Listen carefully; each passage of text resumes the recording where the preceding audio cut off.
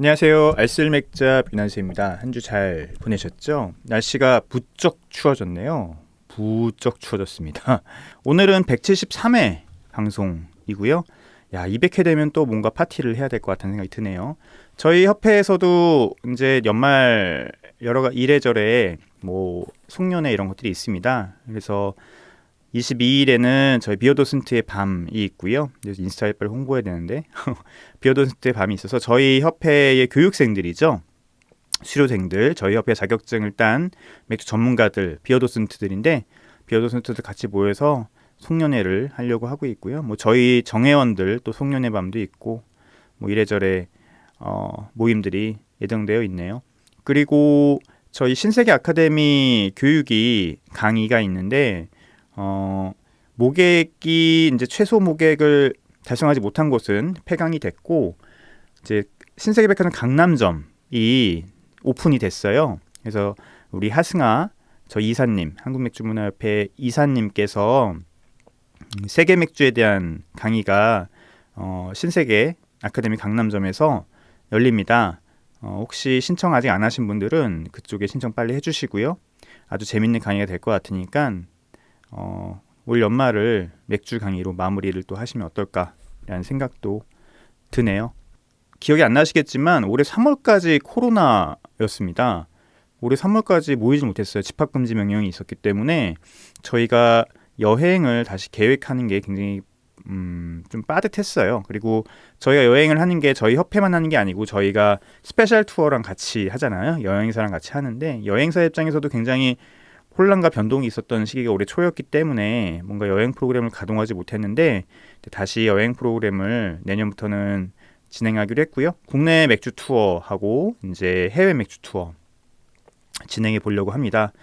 저도 굉장히 다시 이제 좀 설레는데 물론 국내 맥주 투어는 이제 저희 옆에 다른 이사님과 이제 정회원분이 맡아주실 거고 저는 해외 맥주 투어 위주로 좀 진행할 것 같고 그리고 저희가 비오도슨트 교육 프로그램을 다시 연세대와 진행을 합니다. 약간 빅뉴스 겸 깜짝 뉴스인데 이건 다시 제가 알려드릴 거고요. 저희가 연세대학교 미래교육원이랑 다시 저희 맥주 프로그램을 비오도슨트 프로그램을 운영하기로 했어요. 근데 조금 더 업그레이드되고 프리미엄 된 교육으로 진행하려고 합니다. 그러니까 저희가 4년 전에 2018년에 연세대학교랑 했을 때는 2급 과정을 좀 했었고 그때는 뭐 다 서로 처음이었기 때문에 뭔가 좀 부족한 점이 있었는데 요번에 저희가 연세대학교랑 다시 런칭하는 프로그램은 1급 과정이고요. 그리고 연세대학교 미래교육원이 완전히 신축을 했어요. 완전 신축을 해서 맥주 교육에 관해서는 최고의 환경을 아마 국내 최고의 환경이라고 봐도 될 것 같아요.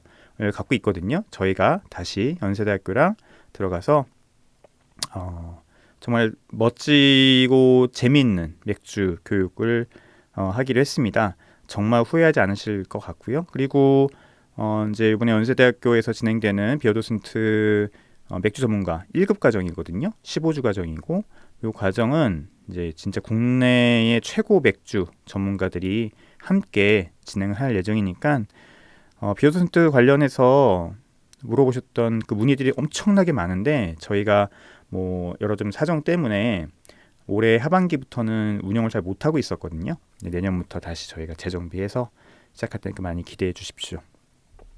오늘 그 맥주 뉴스를 좀 살펴보고 그다음에 맥주 스타일 아는 척하기를 하려고 하는데 오늘 이 맥주 스타일 아는 척하기를 아메리칸 사워에일로 마무리를 좀 하려고 했더니 뒤에 간단하게 또 맥주 그 국가별 스타일이 또 나와가지고 그거를 마저 하고 이 책을 마무리하는 게 좋을 것 같아요.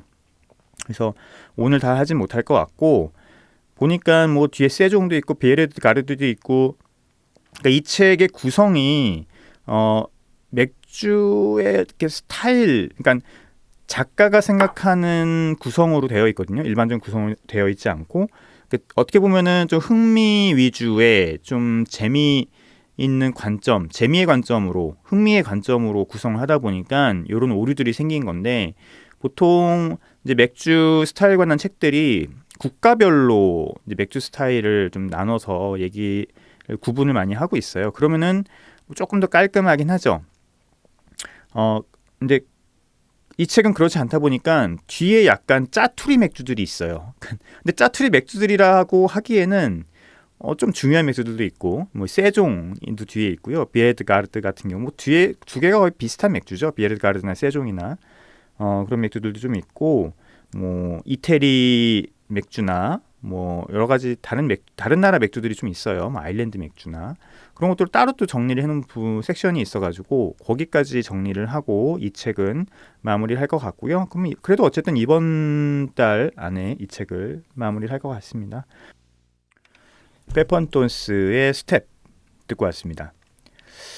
자, 맥주 뉴스 그냥 간단하게 좀 살펴볼게. 요즘 그 버터 맥주에 대한 얘기들이 좀 언론에 나오는 것 같아요. 뭐 실제 이 뭐 맥주 마시는 사람들 사이나 뭐 업계에서는 크게 얘기가 안 돌고 있는데 뭐 하여튼 뭐 네이버 뉴스 이런 데서 버터 뉴스가 뭐 완판되고 뭐 연장이고 뭐 이런 얘기들이 많은데 제가 이 맥주를 안 먹어봤겠습니까? 이 맥주 다 마셔봤습니다.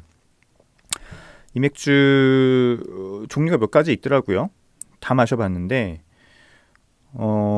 일단 맥주 자체로는 별로 의미가 없는 제품이에요. 가향을 너무 많이 해서 맥주 본연의 어떤 모습 혹은 가치 이런 측면에서는 별로 얘기할 만한 어떤 그런 맥주가 아닙니다. 한 잔이 뭔가 한 모금 이상 마시기가 좀 힘들고요. 가향이 너무 심해요. 여러 가지 가향들을 넣어서 가향을 하면 만들기가 편하죠. 그죠? 물론 그 가양을 할 때 들어가는 향 자체는 뭐 에센스 뭐 이런 것들 자체는 가격이 굉장히 비쌉니다. 근데 이 에센스들의 역치가 굉장히 낮기 때문에 조금만 넣어도 향을 내기 너무 쉬워요. 그리고 일정한 향을 또 만들기가 쉽죠. 예. 그래서 예를 들어 바닐라 에센스 같은 거 조금만 넣으면은 맥주의 바닐라 향 엄청나게 낼 수 있거든요. 양조자 입장에서는 양조 과정이 간편해지고 그리고 향미의 일관성을 추구할 수 있기 때문에 뭐 향을 쓸 수도 있다고 생각합니다.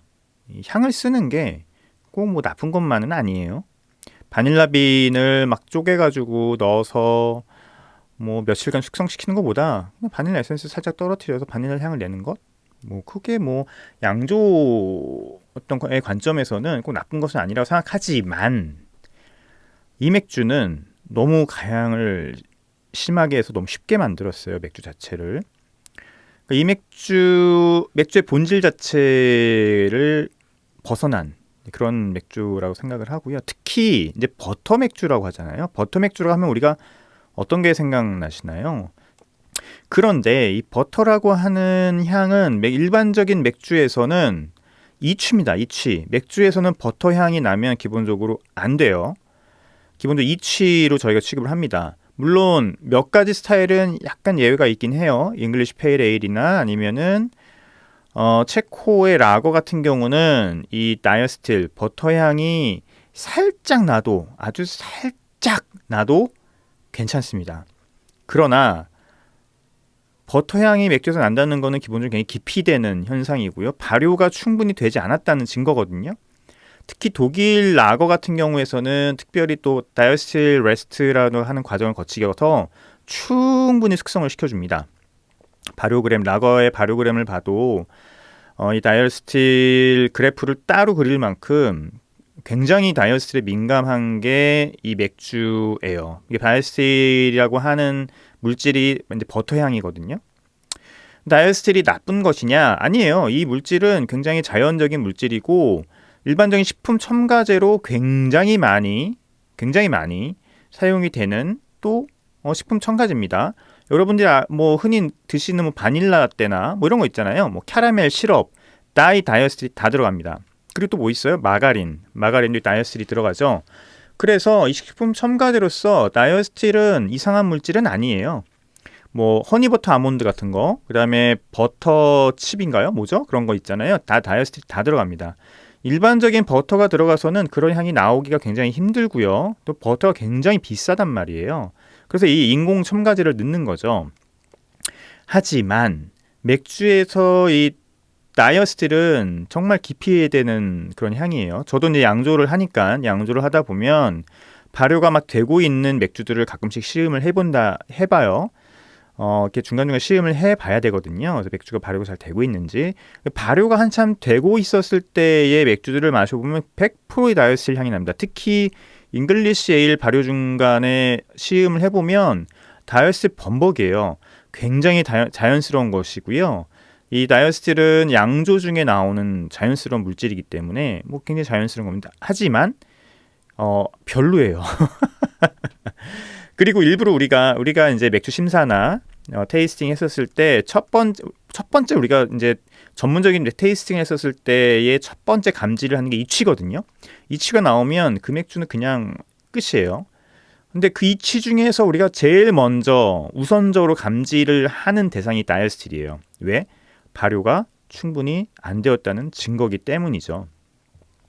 근데 이거를 이제 맥주에 사용했다. 이거를 맥주를 웬만큼 아시는 분들한테는 굉장히 이상한 일이고요. 그리고 어떻게 보면 이 버터 향을 넣어서 맥주를 만들었는데 뭐 버터향 맥주예요. 버터향 맥주. 그 자체도 이상한데 그것에 열광을 하게 만들었다? 이거는 좀 소비자 기만이라고 저는 생각을 하고 있습니다. 그래서 모르겠어요. 뭐 이거 맥주는 취향이기 때문에 이 맥주를 좋아하시는 분들을 저는 탓하고 싶진 않아요. 그런데 굉장히 이상하다. 이상한 일이 벌어졌다라고 생각이 들고요. 그리고 여기에서 뭐죠? 베르라고 하는 이제 업체랑 아마 조인을 한 것 같아요. 그래서 베르 모르겠어요. 여기서 이제 제공되는 버터 향이 베르가 갖고 있는 에센스 향인지 그렇지 않을까 싶기도 한데 모르겠습니다. 그거는 어쨌든 베르라는 맥주가 이거 버터가 얼마나 유명한지 뭐 저는 잘 모르겠지만 이것을 이용해서 버터 맥주를 만들었다는 것은 이상합니다. 여기 뭐 헤이즐넛 향도 들어가고 뭐 여러 가지가 들어가더라고요. 그냥 그 향수 같은 거예요.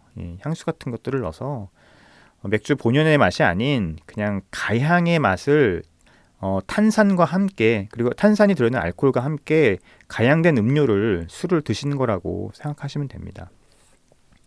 근데 제가 이걸 왜 가져왔느냐? 여기 보면은 이제 베르라고 하는 이 브랜드를 갖고서는 맥주뿐만 아니라 이제 제과까지도 이 브랜드를 붙여서 팔고 있어요. 보니까 이 디자인이 버터 맥주에서 쓰인 것과 똑같아요. 색깔도 똑같고 색깔과 디자인이 똑같거든요. 즉 이거는 곰표 맥주의 어떤 다른 버전이라고 볼 수 있는 거죠. 곰표라고 하면 조금 더 우리가 레트로적이고 익숙한 브랜드인 반면에 베르는 굉장히 고급하고 프리미엄 브랜드인 거죠. 결국은 이 브랜딩 상품들인 거예요. 그게 굉장히 버터맥주가 굉장히 특이하고 대단한 게 아니고 그냥 이쪽의 브랜드를 가져와서 붙인 2, 3년 전부터 유행하고 있었던 그런 어떤 유행이 그대로 되는 것이고 뭐 이게 유행이 되면 이 브랜드가 뭐 옷에도 붙을 수 있겠고요. 그죠?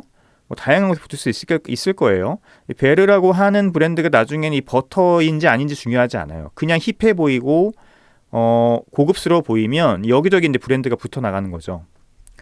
뭐 그런 거 많잖아요. 내셔널 지오그래피 이런 거. 내셔널 지오그래피가 뭐 방송사 이름인데 옷 브랜드랑 캠핑 브랜드랑 이런 데 막 다 붙어 나오는 거잖아요. 그거는 그 브랜드가 힙하다고 생각하기 때문에 그래요. 그 브랜드가 뭐 대단히 예전부터 뭐 옷을 만들었던 브랜드도 아니고, 그죠? 캠핑 용품을 만들었던 브랜드도 아닌 거죠. 그냥 그 브랜드가 힙하기 때문에 여기저기 붙는 겁니다. 이 마찬가지고요. 아마 이 버터맥주가 실제 성공했는지 안 했는지는 잘 모르겠지만, 그리고 이거는 금방 꺼져요. 이거는 금방 꺼진다고 저는 생각하고 있습니다. 오래 가진 않을 거예요. 왜냐하면 상품 자체가 별로 대단하거나 뛰어나거나 맛있지가 않아요. 아마 이제 이 브랜드를 아는 이제 뭐 세대나 아니면 사람들이 열광을 하고 그 붙은 맥주를 먹고 뭐 인스타용으로 올리다 보니까 확 퍼진 것 같은데 금방 이 열기는 식을 것 같고요. 열기가 있는지도 모르겠지만 타이거 JK와 윤미래 뭐 맥주가 소주랑 맥주가 나왔다고 해요. 이게 뭐 세를라이트 만들어 줬는데 여기도 청포도 향이 들어가서 뭐 가양된 맥주인 것 같아요. 그게 중요하지 않죠. 맥주가 어떤지는 별로 중요하지 않아요. 그냥 타이거 JK, 윤미래 이런 게 중요한 거죠. 본질을 벗어난 제품들이고요. 이 소주는 이제 박재범 원소주랑은 좀 다르죠. 박재범 원소주는 자기가 이제 박재범이라고 하는 사람이 셀럽이 워낙 전통주를 좋아하고 이쪽에 관심이 있어 자기가 만든 맥주인데 이건 역시 브랜드만 따다 만든 맥주인데 맥주고 이제 소주예요. 당분간은 좀 계속될 것 같다라는 생각이 들고요. 그러나 길지는 않을 것 같다. 이게 보면 저는 이제 매주 맥주 뉴스를 검색해서 보잖아요. 이 버터 맥주 기사를 보면 조금 이상해요. 예, 좀 이상합니다. 이게 실제 그런 열기가 있나라는 생각할 정도로 만들어진 뉴스라는 생각이 저 개인적으로 듭니다. 띄우기 위한 어떤 그런 전형적인 보도자료와 그리고 그런 게 있어요. 과장된 정보를 실는 그런 뉴스들이 막 지금 막 세고 센데요. 우리나라 뭐 언론들 죄송하지만 다 그렇잖아요. 앉아서 받아쓰기를 하신 기사들이 넘치고 넘쳐나는데요. 조금만 검색을 하면 역시 그런 게 아니라 생각이 듭니다. 그래서 잠깐 말씀을 드렸고요. 버터 맥주에 대한 제 생각을 좀 말씀을 드렸어요. 굉장히 이상한 맥주고 맥주라기보다는 알코올이 들어간 탄산수에 가양이 잔뜩 된 그런 어떤 술이다 생각이 들고 밸런스가 굉장히 무너져 있고 가양으로 인해서 마시기 굉장히 힘들다. 그러니까 커피에 헤이즐넛 향이 굉장히 많이 들어가서 커피 본연의 향이 사라진 뭐 이런 거라고 보시면 될 것 같아요. 그래서 길게 갈 것 같진 않지만 또 비슷한 아류의 제품들은 계속 기획이 될 것 같다라는 생각이 듭니다. 그리고 요즘 그 스마트 주류 스마트 오더에 대한 오더 시장이 점점 더 성장하는 것 같아요. 제가 몇 년 전부터 말씀을 드렸죠. 이 시장은 성장할 가능성이 크고 아마 프리미엄 맥주, 프리미엄 와인 뭐 이렇게 프리미엄 와인이라고 하면 와인과 위스키는 그 자체로 프리미엄 어떤 그 카테고리에 있기 때문에 걔네들은 무조건 될 것이고 맥주는 프리미엄 혹은 뭐 굉장히 싼 맥주 뭐 24캔짜리 뭐 이런 식으로 될 것이다. 그런 말씀을 드렸었는데 요기요에서도 이 주류 스마트 오더를 런칭을 했네요. 지금 뭐 데일리샷이나 뭐 GS25 CU 이런 데서 계속 하고 있는데 이제 요기요에서도 런칭을 했고요. 아마 다른 곳에서도 런칭을 할 것 같아요.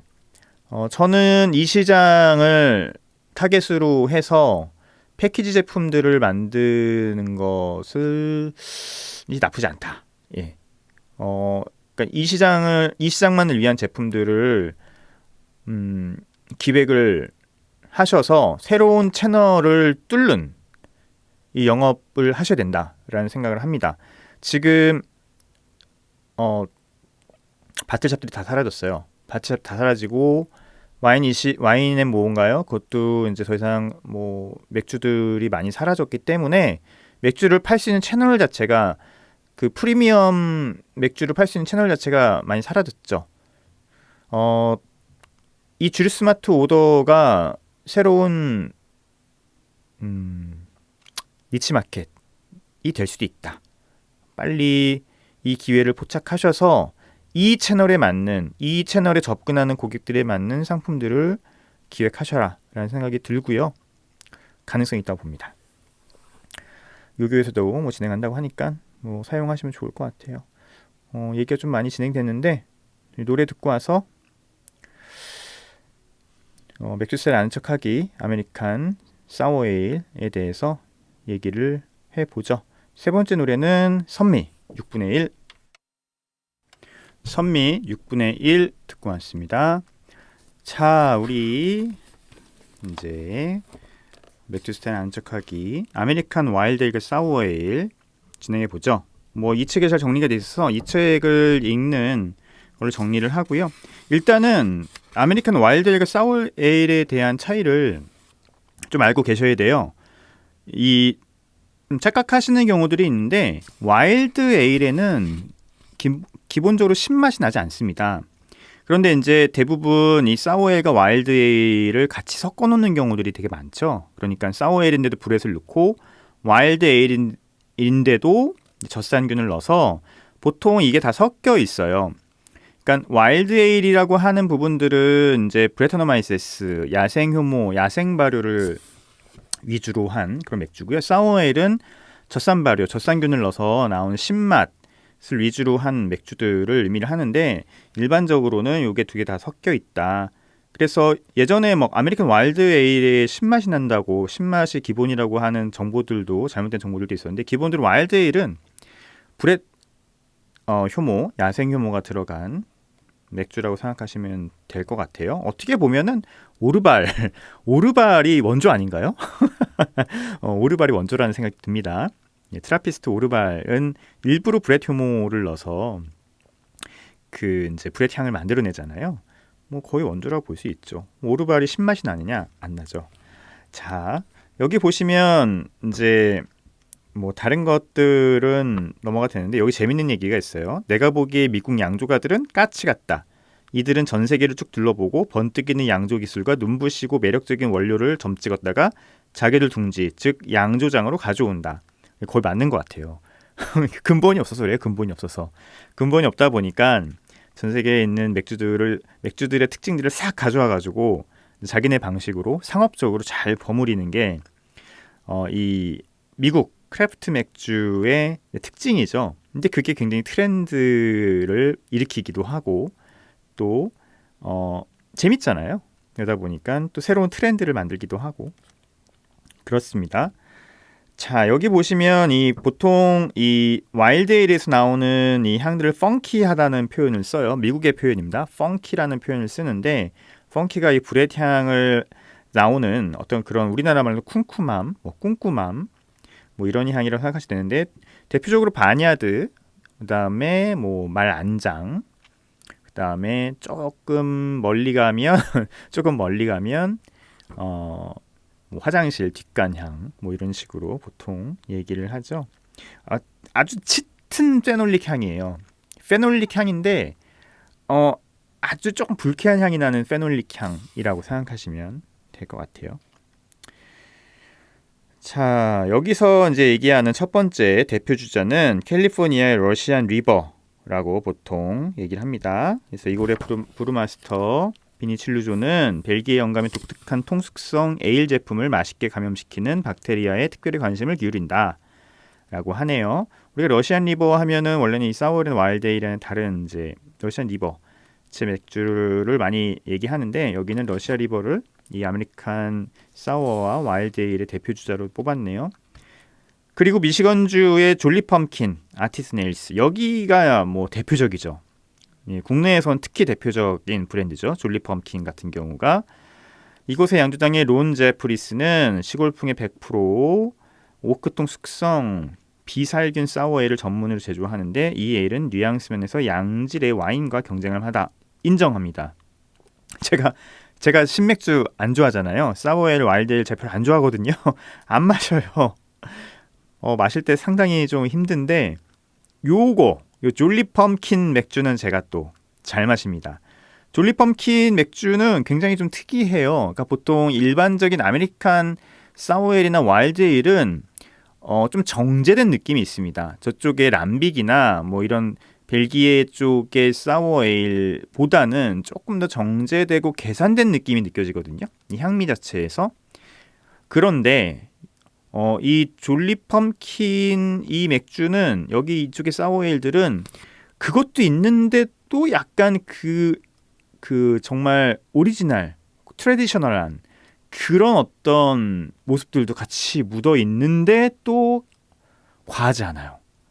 그러다 보니까 이 졸리 펌킨의 사워에일들은 개인적으로 굉장히 고급스럽고 우아한 느낌이 납니다. 그리고 너무 극단적이지 않아서 마시기 괜찮다. 아주 절제미를 잘 살렸어요. 너무 홍보인가?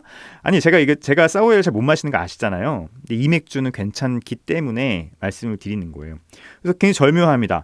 우아함과 그리고 고급스러움이 있으면서도 약간 미국 쪽의 트렌디함도 묻어 있으면서 트레디셔널함도 같이 갖고 있는 인정하는 맥주 브랜드고요. 그 다음에 여기 소개하고 있는 게 뭐 콜로라도 볼더의 에이버리 양조회사.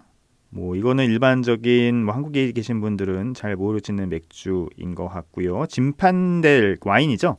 통해서 숙성시킨 맥주라고 하네요. 데퓨셀레스 같은 제품이 되게 뭐 대표적인 제품이라고 하는데 못 마셔봤습니다. 로스트에비, 로스트에비 국내에 있죠. 로스트에비 국내에 있을 때 좀 많이 드십시오.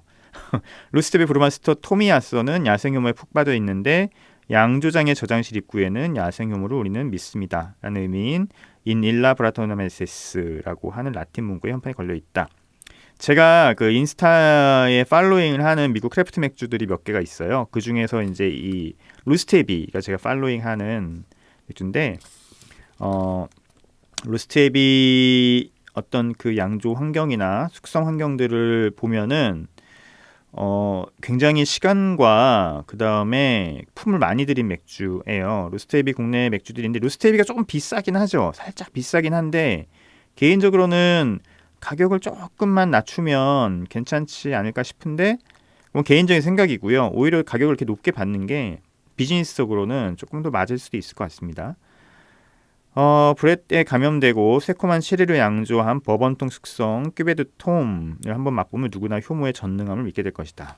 네, 인정합니다. 저도 지금 로스트에비 맥주가 몇 개 있는데 마셔본 다음에 말씀드리도록 하고요. 자, 그리고 캐스케이드 양조장도 얘기하고 있어요. 오리건주 포틀랜드에 위치한 캐스케이드 양조장. 뭐 워낙 유명한 양조장이죠. 미국의 대표적인 사워 에일을 만드는 양조장이고요. 일단 국내에서는 그 가격의 사악함에 일단 한번 놀래죠. 엄청 비싸요. 엄청 비싼데 지금은 얼마지? 모르겠어요. 지금 가격은 좀 올랐을 것 같은데 어쨌든 캐스케이드는 수년 전에 한 4, 5년 전인 것 같은데 그때 국내에 들어왔을 때 정말 깜짝 놀랄 가격. 그래서 정말 맥덕들만 먹는 맥주였고요. 저는 뭐 사워 맥주를 안 좋아하기 때문에 제가 주조적으로 사 먹진 않았지만 그래도 기회가 있을 때마다 마셨는데 정말 그 사워합니다. 정말 대표적인 그 사워 에일을 만드는 곳이고 굉장히 고급스럽고 우아하죠. 그렇지만 역시 여기는 전통적이긴 한데 여기는 더 극단적이에요. 아까 전에 졸리 펌킨은 약간 절제미가 있었는데 이 캐스케이드는 절제미라기보다는 그냥 몰라 갈 때까지 가 막 이런 느낌의 맥주 사워에일입니다. 그래서 조금 더 극단적이고 조금 더 사워함과 브렛향을 더 좋아하시는 절대되지 않은 하지만 굉장히 고급스러운 이런 사워에일을 좋아하시는 분들이 이 캐스케이드를 드시곤 하죠. 물론 겁나 비싸기 때문에 자주 사 먹을 수 있는 맥주는 아닙니다. 그래서 이렇게 좀 소개를 하고 있어요. 아주 많이 소개를 하고 있지는 않은데 좀 대표적인 우리도 아는 맥주들이기 때문에 저도 이제 소개를 좀 해드렸고요. 여기 보면은 메시 공정이라고 해서 뭐가 나오는데 이제 우리가 사워 신맛을 만들어내는 공정들이 몇 개가 있어요. 그러니까 신맛이라고 하는 것은 pH가 7 이하, 보통 4 이하로 떨어졌을 때 우리가 본격적인 신맛을 느끼거든요. 그러니까 pH가 4 이하, 그리고 pH라고 하는 수소 이온의 정도를 얘기를 하잖아요. 그래서 pH가 4 이하 떨어졌을 때 우리가 본격적으로 우리 미리의 산미를 느끼기 시작하는데 여기는 여러 가지 공법들이 이제 동원이 됩니다. 젖산이라고 하는 젖산균을 위한 젖산 발효를 하는 과정도 있지만 그런 과정 아니고 예전에는 애슈들레이티드 그 몰트라고 해서 이제 이미 젖산에 오염된 젖산에 약간 발효된 그런 몰트를 썼어요. 그러니까 산성 몰트라고 보통 우리가 불렀죠. 산성 몰트를 쓰면은 신맛 젖산 발효를 따로 하지 않고도 가능한 그런 공정을 사용할 수가 있어요. 애슐레이티드 몰트를 쓰면. 그래서 예전에 이제 국내에서 사워에일을 처음 만들 때 이 애슐레이티드 몰트를 썼죠. 산성 몰트를 사용했죠. 산성 몰트를 사용을 하면 굉장히 깨끗한 신맛이 납니다. 깨끗한 신맛. 그래서 아주 과하지 않지만 깨끗한 신맛이 나는 게 특징이고요. 여러 가지 방법들이 있는데 캐틀 사워링이라고 있어요. 캐틀 사워링 같은 경우도 저번에 말씀드렸지만 맥즙을 넣은 다음에 맥즙을 끓이기 전에 먼저 젖산을 넣어서 신맛을 만들어내고 거기서 끓이는 거죠. 그러면 젖산균은 죽고 신맛만 남는, 역시 아주 깨끗한 신맛을 내기도 하고요. 그리고 요즘 국내 크래프트에서도 이제 젖산균하고 일반 효모를 같이 써서 신맛을 내는 그런 방법도 사용하기도 해요. 왜냐면 요즘은 이제 워낙 CIP를 잘 하기 때문에 그런 것에 대한 많은 두려움이 사라지긴 했죠. 물론 살짝 삐끗하면 난리가 나지만 어쨌든 그 효모 회사에서 젖산균이나 브레타노마이세스가 같이 잘 나오기도 하고요. 그리고 요즘 효모들, 맥주 효모들이 힘이 굉장히 세져가지고 얘네들이 장난 아니에요. 그래서 보통 그 맥주 효모들이 pH가 뭐 4 밑으로 떨어지거나 3 정도 되면은 얘네들이 많이 힘들어하거든요. 발효를 잘 못하는데 요즘은 그냥 발효를 하더라고요. 그러니까 젖산균만 넣었을 때는 알코올이 안 나올 수 있기 때문에 여기다 맥주 효모를 같이 넣는 뭐 그런 방법들을 쓰는데 얘네들이 잘 견딥니다. 그래서 젖산균하고 같이 당을 먹어가면서 발효를 하는 경우도 제가 봤습니다. 뭐 이런 경우도 있고요. 다양한 이제 신맛을 내는 공정이 있다. 여기서 이제 메쉬 공정은 이 산성몰트를 사용을 해서 내는 공정을 얘기를 하는데 뭐 이런 방법도 있다라고 소개를 하고 있어요. 그래서 여기 이제 기본적으로 우리가 아메리칸 사워 에일과 와일드 에일을 정리를 해봤고요. 책을 통해서 아주 길지는 않죠. 길 수가 있나요? 이제 마지막 클래스 11이 남았어요. 뒤에는 이제 뭐 음식 페어링 이런 게 있는데 그런 거는 안 하기로 하고요. 이제 클래스 11이 이 책의 마지막이라고 보시면 될 것 같고요. 전 세계를 누벼라 하는데 솔직히 이 챕터가 맨 앞에 나왔어야 돼요. 그래서 여기 보면은 캐나다 맥주 개론, 프랑스 맥주 개론, 벨기에 맥주 개론, 뭐 이런 식으로 해가지고 뭐 각국에 대한 맥주의 개론들을 이렇게 써놨거든요. 근데 이거는 맨 앞에 있어야 되는 거 아닌가 생각이 드는데, 근데 여기에 소개되는 맥주들이 뭐 세종도 있고 베레드 가르드도 있고 여기 뭐 미국 맥주 개론에서 펌킨 에일도 소개되고 있고 그래서 여기를 마지막으로 정리를 해드리면서 이 책을 마무리를 해드려야 될 것 같아요. 여기 뭐 영국과 스코틀랜드 맥주 개론 이거 앞에 나와야 되는 거 아니야 다? 그리고 뭐 여기 뭐 뉴질랜드 맥주 개론, 일본 맥주 개론 뭐 이런 식으로 스칸다나비아 맥주 개론들이 나옵니다. 맨 앞에 있어야 되는데 어쨌든 요걸 한번 정리해 드리고 빨리빨리 정리해 드려서 요걸 마지막으로 이 책을 마무리를 하면 될 것 같습니다. 그러면 이제 우리는 이 책을 2년인가 1년인가 정리를 할 것 같고요. 자,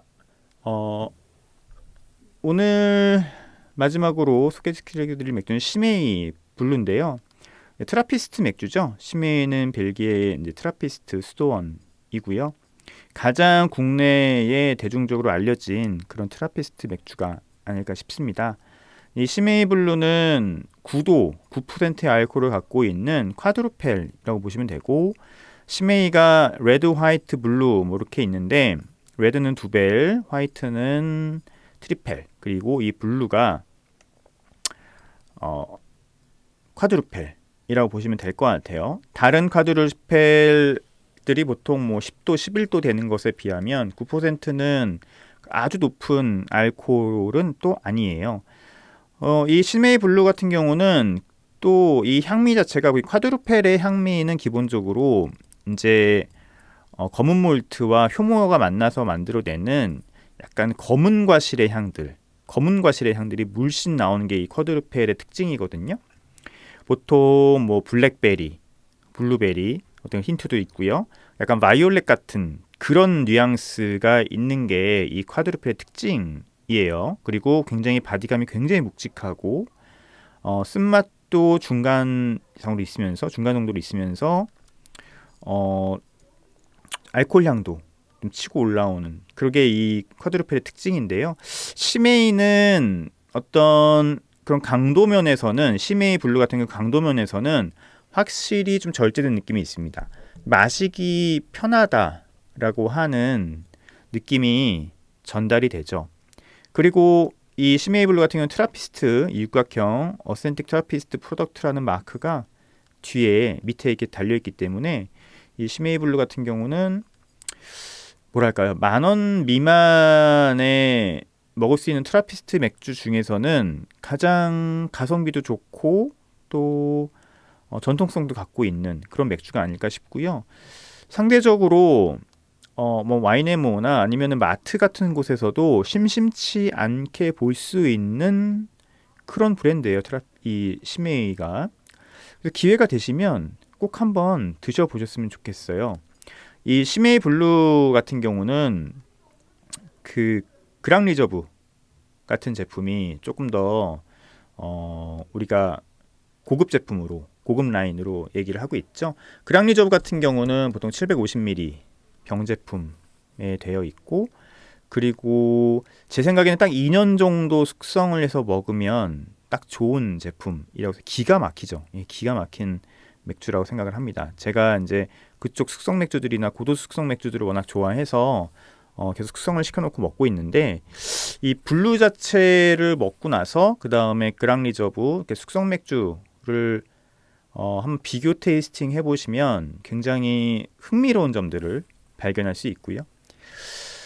이 카드루펠은 지금 겨울에 마시기 정말 딱 좋은 맥주입니다. 저희가 이제 강의 이제 강의 같은 것들을 이제 만들 때 항상 겨울 맥주들 얘기를 했었을 때 빠지지 않고 소개하는 맥주기도 해요.